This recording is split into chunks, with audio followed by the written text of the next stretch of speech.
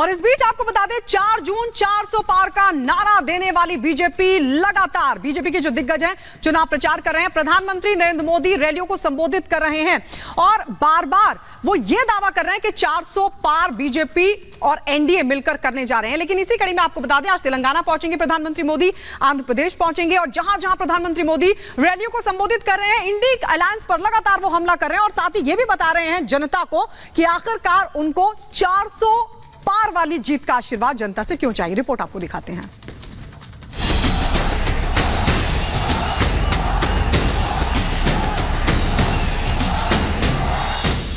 ये संविधान को लेकर भी झूठ गढ़ने लगे हैं और उसको भी कब्जा करने के मिजाज में है।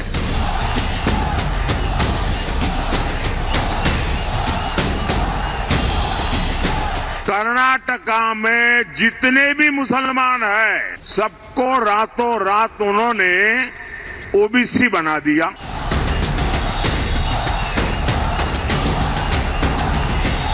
आपको इंडी गठबंधन के इरादों से सावधान रहना है। लोकतंत्र के महापर्व में 3 चरणों का रण संपन्न हो चुका है और अब सियासी दल चौथे चरण के लिए जोर लगा रहे हैं। पीएम मोदी की अगुवाई में बीजेपी 4 जून को 400 पार के नारे के साथ प्रचंड बहुमत के लक्ष्य को लेकर आगे बढ़ रही है और जनता से जीत का आशीर्वाद मांग रही है। 400 पार के लक्ष्य को हासिल करने के लिए पीएम मोदी उत्तर से लेकर दक्षिण तक लगातार तूफानी प्रचार में जुटे हैं। आज प्रधानमंत्री मोदी तेलंगाना और आंध्र प्रदेश में प्रचार करेंगे। करीमनगर और राजमपेट में पीएम की मेगा रैलियां हैं। विजयवाड़ा में आज शाम 7 बजे पीएम का रोड शो होना है। आखिर बीजेपी ने 400 पार वाली बम्पर जीत का लक्ष्य क्यों तय किया है? पीएम मोदी लगातार इस पर जनता से संवाद कर रहे हैं।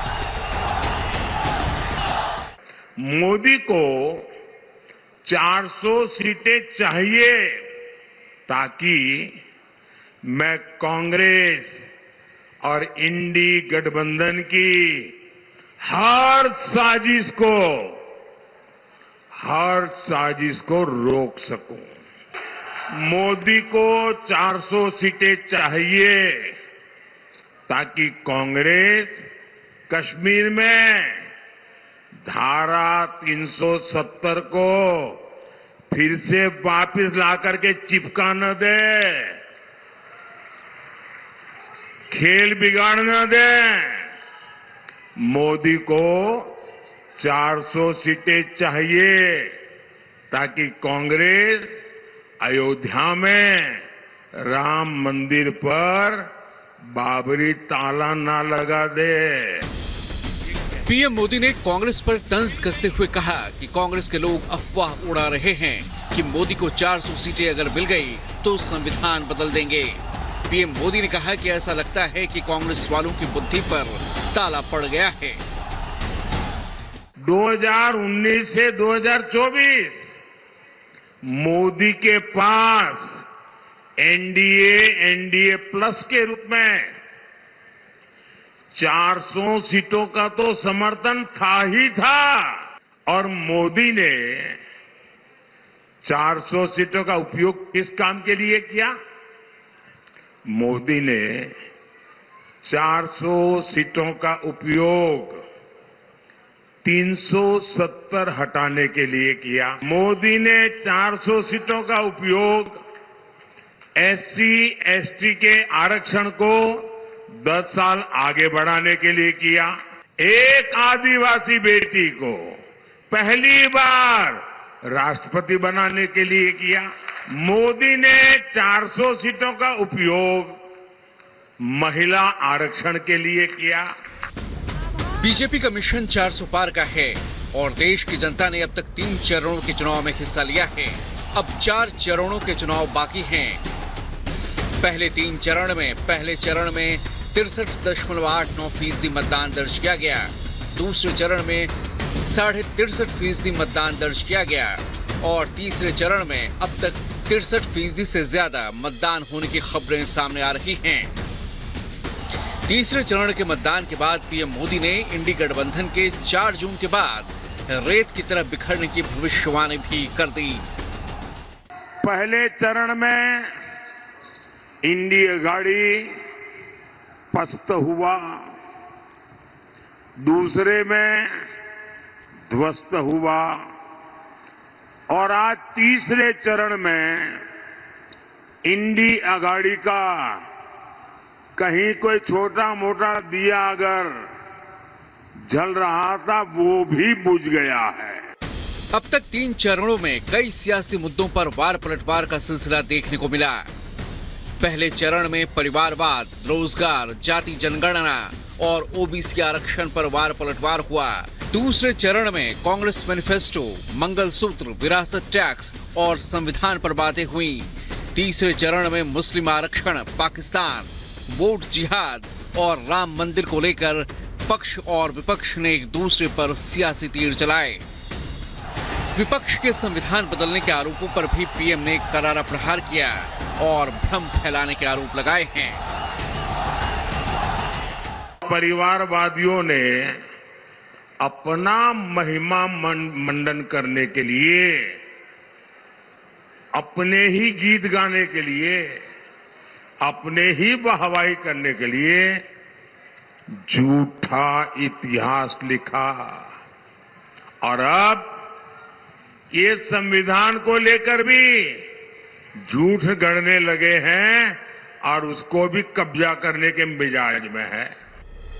जाहिर है हर चरण के मतदान के बाद पक्ष विपक्ष अपनी अपनी जीत के दावे कर रहा है।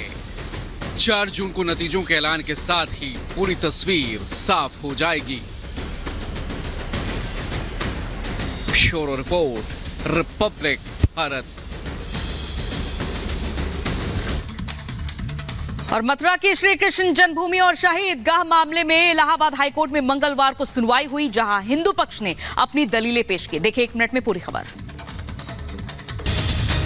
इलाहाबाद उच्च न्यायालय में मथुरा की श्री कृष्ण जन्मभूमि शाही ईदगाह विवाद मामले की सुनवाई जारी है।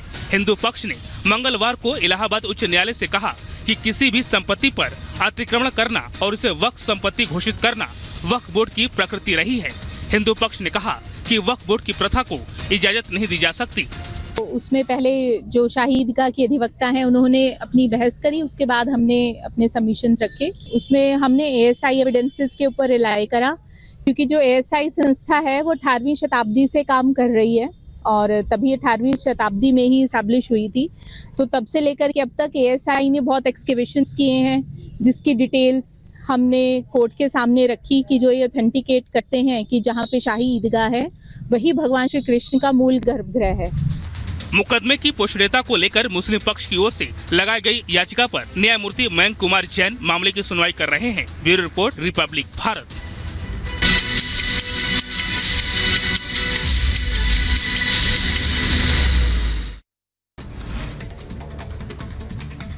मध्य प्रदेश के मंडला में जूते चप्पल की दुकान में लगी भीषण आग और देखते ही देखते आग करीब 3 दुकानों में फैल गई। आग की लपटें देखकर इलाके में मची अफरा तफरी, वहीं चारों तरफ धुआं ही धुआं दिखाई दिया।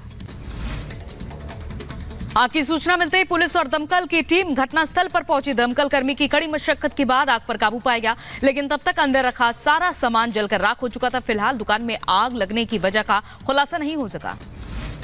उत्तर प्रदेश के बुलंदशहर में दबंगों ने मामूली बात पर एक परिवार के साथ की मारपीट। वीडियो वायरल हुआ। एसएसपी से मिलकर पीड़ित परिवार ने सुनाई अपनी आप बीती। मध्य प्रदेश के भिंड में मतदान को लेकर भिड़े गुट, जमकर चले लाठी डंडे और पत्थर, दोनों गुटों के कई घायल हुए, अस्पताल में भर्ती कराया गया। महाराष्ट्र के सोलापुर में मढ़ा पोलिंग बूथ पर अजीब घटना आई सामने। एक शख्स पर ईवीएम को जलाने की कोशिश का लगा है आरोप। पुलिस ने आरोपी को लिया हिरासत में। भगोड़े कारोबारी नीरव मोदी को यूके कोर्ट से बड़ा झटका लगा। 5वीं बार जमानत याचिका खारिज हुई। लंबी कैद का हवाला देकर मांगी